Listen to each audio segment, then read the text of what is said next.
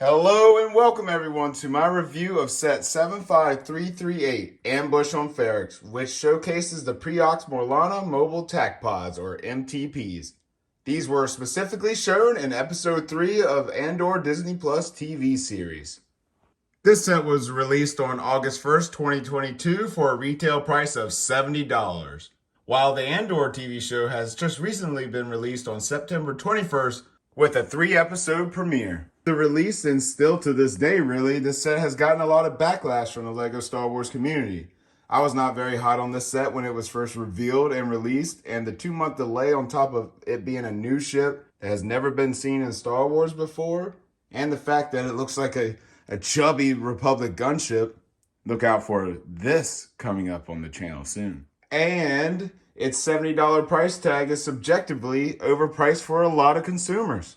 Personally, I was not going to buy this set, or at least wait for about a 20% off sale, or what we originally all thought as like LEGO Star Wars fans, that it would probably go for a 30% off sale, if not more, because we thought it was so overpriced and it wasn't going to be a good set. However, I've just recently watched all 3 episodes of Andor, and while the show has been quite polarizing for the Star Wars community, I really enjoyed the first 3 episodes, and so far it's my favorite Disney Star Wars show to date. But let's first start off quickly with looking at the box, since you all have been staring at it for this entire intro. This is the new 2022 box art with the black greebling and a silver stripe, which signifies Andor in LEGO Star Wars.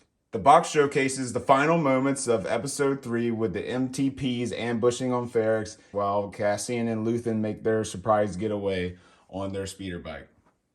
The side box art continues for LEGO Star Wars in 2022, which is great to see.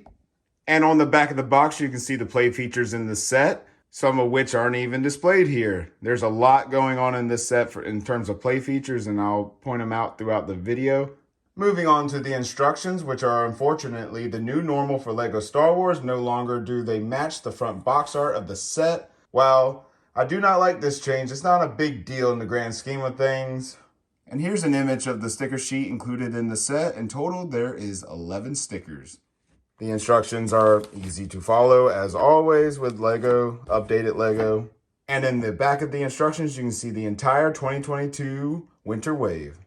I can see 2 other sets here that are even more overpriced. Please sound off in the comments if you ever actually won something by giving feedback. Because the first thing you do in a LEGO set is build minifigures, let's start off with the minifigures. Up first, we have Cyro Karn, who is a deputy inspector for the Preox Morlana security inspection team. While I think LEGO did a good job with the torso printing detail for this figure, I believe that overall the color blue used here is inaccurate.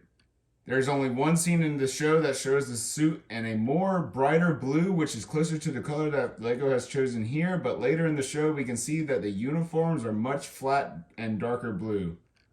Maybe the brighter blue is for in the office and darker blue is out in the field. However, if that is the case, then this figure is still inaccurate, because the set that we have in front of us is Ambush on Ferrix, which is out in the field.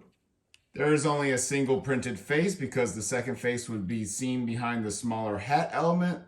Overall, the detail on the torso print is good. I do not think the color was the right choice. However, I can see that it would have been difficult to match. But still, this is an appealing color for Star Wars. But ultimately, as you all know, I do not like when Star Wars minifigures do not get leg printing. Moving on, we have Cassian Andor. And this is a 5-year younger Cassian Andor than ones that we received in the Rogue One sets from LEGO Star Wars. Overall, I have 1 major positive and 1 small negative for this figure. The positive is that the detail and the colors used on the torso and leg printing are some of the best I've seen in recent years. Everything just really pops, and this is just great printing that could work for so many different custom genres or mocks for other figures. My small negative is that I think his hairpiece is just a bit too long to be accurate. In the show, his hair barely touches the top of his shoulders. However, overall, I think the figure still looks good. I just think the hair is a little inaccurate. You can see the back printing detail here. Looks good. You can see his hood element piece. And because he has a longer hair piece, he does, in fact, have two faces, more of an angrier face. Lastly, we have Luthen Rawl, which makes his first Star Wars appearance, or at least to my knowledge, in live action. Just like Cassian Andor, I think here my minor negative is that his hair is kind of inaccurate, too big, too curly at the top. But the torso and leg printing are just phenomenal again. Overall, I love the colors and details, and everything is here. You can see the hood element in the back of the figure, and this is just a great trench coat design. Removing the hairpiece, you can see that there are two faces. And while I think the face print is a little too much, a little too old looking, I think it works, but it is a bit too old looking for my taste. I think this is a 9 out of 10 figure. A better hairpiece would have made this closer to a 10 out of 10 because of the colors and the printing.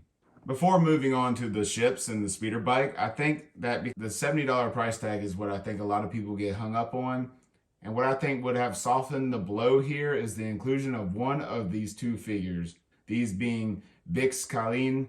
Bix Caleen, you could really think she could be something bigger in this show going forward and such. And B2 Emo, or B2, as they say in the show, would have just been a great little brick build, or really it would have been amazing if they would have custom molded it, but I don't think they would have.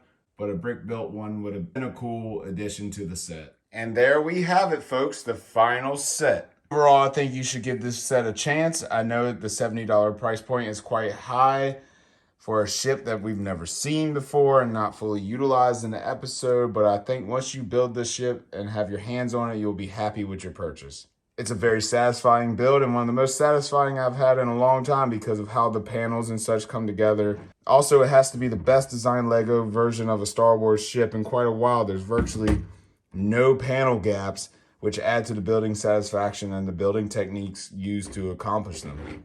But let's take a moment to take a look at all the play features, starting with the speeder bike. Now, a lot of people, when this set first came out, they were saying that this was a really big speeder bike. And while it is a pretty big speeder bike, as you can see here, versus the one in the Hoth Battle Pack, but this is the 501st Battle Pack Bark Speeder. And as you can see, the Bark Speeder is much bigger than the oversized speeder that we have back here. And it holds two figures, which is great. Overall, this is an accurate speeder as seen in the episode 3 of Andor.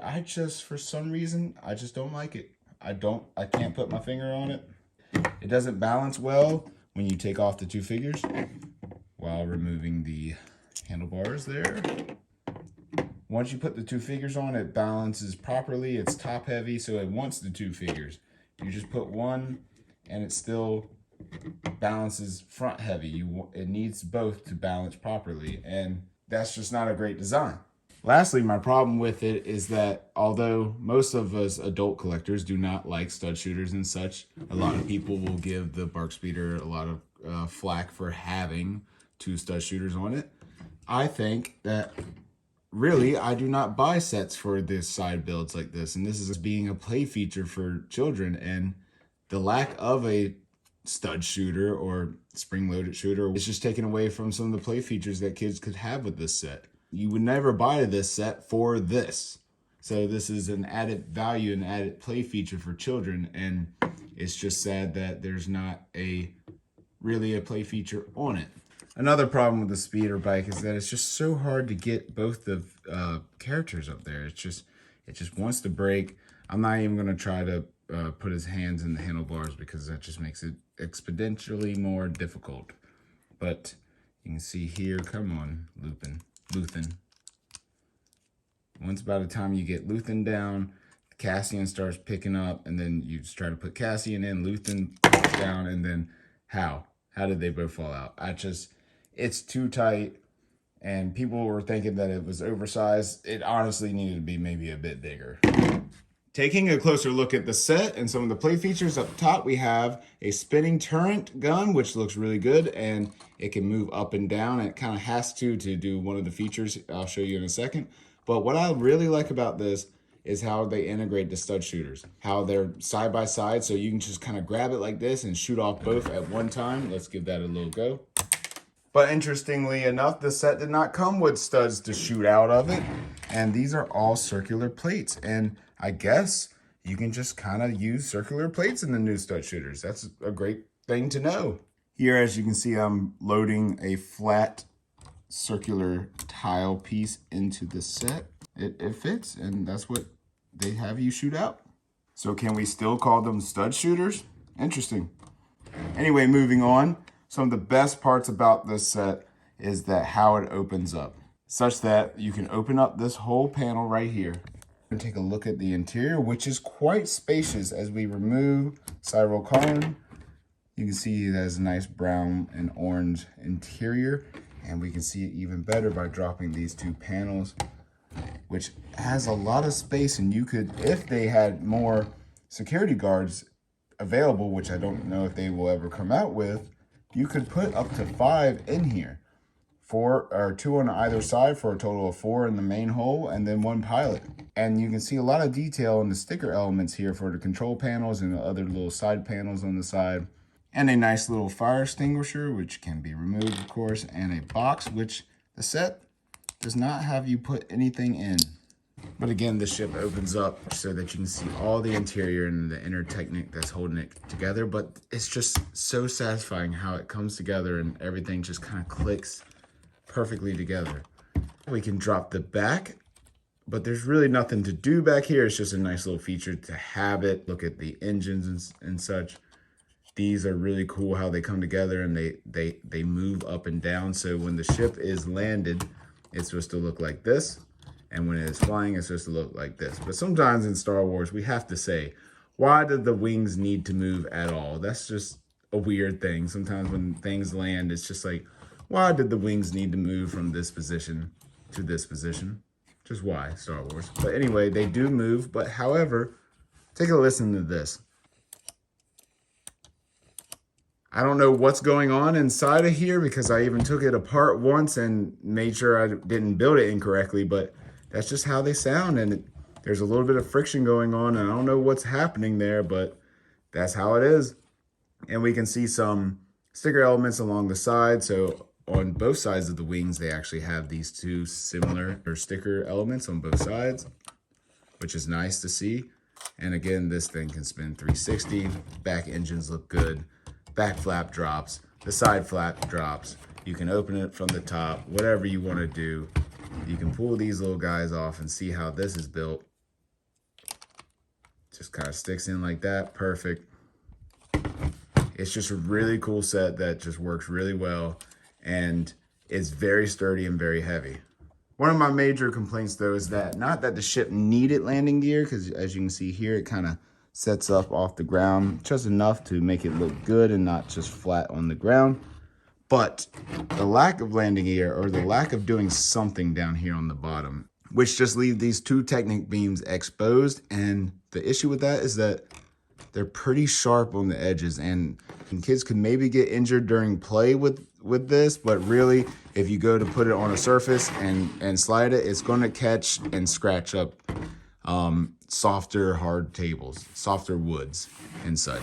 And while I do not like doing this to my sets because I like to keep them in good condition, a lot of you all may still be on the fence about this. And what I'm going to do is drop it off this, I think, 40-inch table onto carpet, which is just on top of concrete. And I want to say that it is going to be fine. Here we go. Okay, I lied.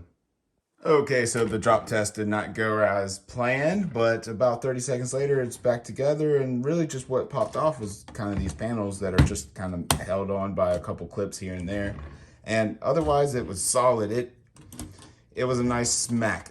Overall, in terms of value for money, I would give this set a solid 7 out of 10. However, in terms of Lego accurately representing the source material, at least in the minifigure prints and the excellent recreation of the source material for the MTP ship, I would give this a solid 9 out of 10 in that regard. But overall, still a 7 out of 10 for value for money.